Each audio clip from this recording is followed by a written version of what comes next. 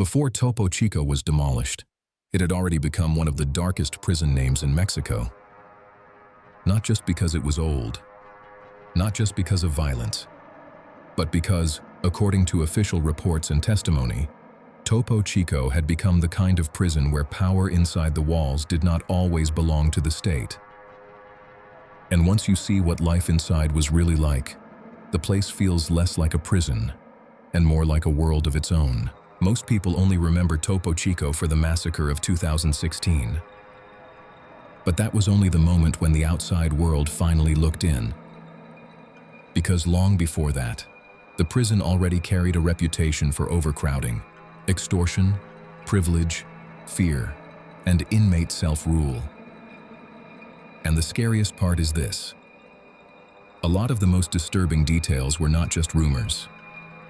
They were documented. Topo Chico opened in 1943. By the time authorities were seriously confronting how broken it was, the prison had already been operating for more than 70 years. Official reports described an old structure that had been patched, expanded, and stretched over time. So this was not a modern prison that suddenly collapsed into chaos. It was an aging prison that had been pushed far beyond what it was ever designed to handle. And that matters. Because once a prison is old, overcrowded, and poorly controlled, the walls are still standing, but the system inside starts to rot. Yes, Topo Chico was heavily overcrowded for years. At one point, official figures showed thousands more inmates than the prison was supposed to hold. That alone is bad enough. But overcrowding was not the deepest problem. The deeper problem was control.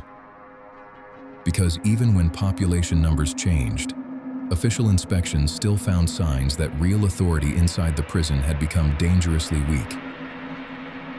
And when control collapses inside a prison, everything else gets worse. This is where the story turns from ugly to disturbing. A state human rights report concluded that proper command inside Topo Chico had become effectively unworkable for authorities.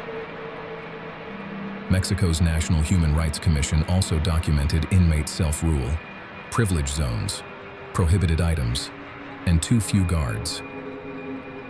Think about what that means. This was not only a neglected prison. It was a prison where a shadow structure had grown inside the official one.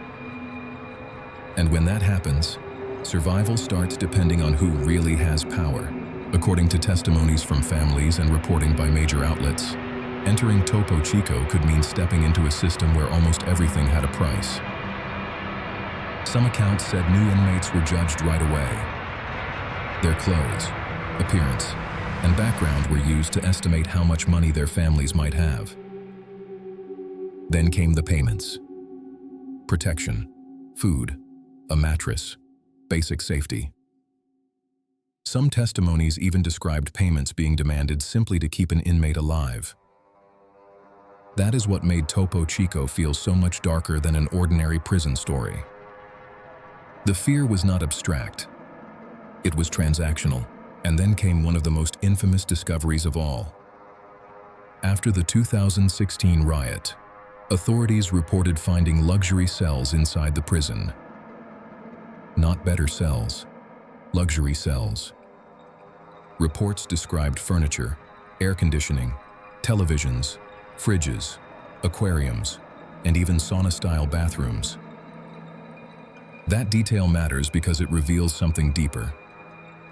Topo Chico was not just brutal, it was uneven. Some inmates were trapped in degrading conditions, while others reportedly lived with privileges that sounded almost absurd for a prison. It was misery on one side, and black market comfort on the other. Even on days without major violence, daily life inside could still be miserable. Official reports described water cuts, medicine shortages, poor hygiene, too few showers, too few toilets, and not enough beds. In some cases, mattresses were placed directly on the floor. Medical care was also criticized. But one detail says almost everything about the atmosphere inside. Some inmates reportedly preferred overcrowded sections instead of moving to places where they believed they would be in greater danger. Imagine that. In Topo Chico, crowding could feel safer than freedom of movement, and this was not only a story about the men's side of the prison. Official investigators also documented serious problems affecting women inside Topo Chico. According to the National Human Rights Commission, women shared certain spaces with men for visits, workshops, and educational activities. Some women also had to move into male sections for work or courses.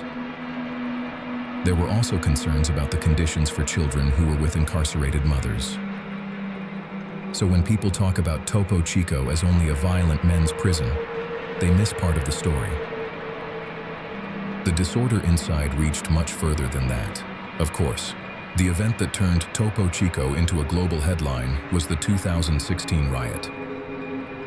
Investigations linked the violence to a struggle between inmate groups fighting for power. Dozens of inmates were killed. And outside the prison, families were left in panic, confusion, and terror as rumors spread through the night. But the riot did not create the deeper nightmare of Topo Chico. It revealed it. It showed what can happen when a prison is allowed to decay into a system that no longer fully answers to the state. One of the most unsettling things about Topo Chico is that, near the end, it still did not look like a simple ruin. Images from inside showed something more complicated. Yards, visitors, cramped cells, religious symbols, daily routines, even a chapel to Santa Muerte. That is what makes the place so haunting. Topo Chico was not just a prison building. It had become a closed ecosystem, with its own markets, its own rituals, its own hierarchy, and its own rules. A prison inside a prison.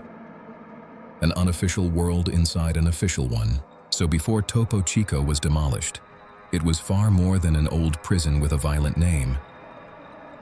It was a place where official reports described inmate self-rule, privilege, understaffing, contraband, poor medical care, water shortages, and degrading conditions. Testimonies described fear, extortion, and a system where even basic survival could depend on payment. And maybe that is why Topo Chico still fascinates people today. Because it does not feel like a prison that simply failed. It feels like a prison that turned into its own dark society before the walls finally came down. Don't forget to subscribe and leave a like to see more content.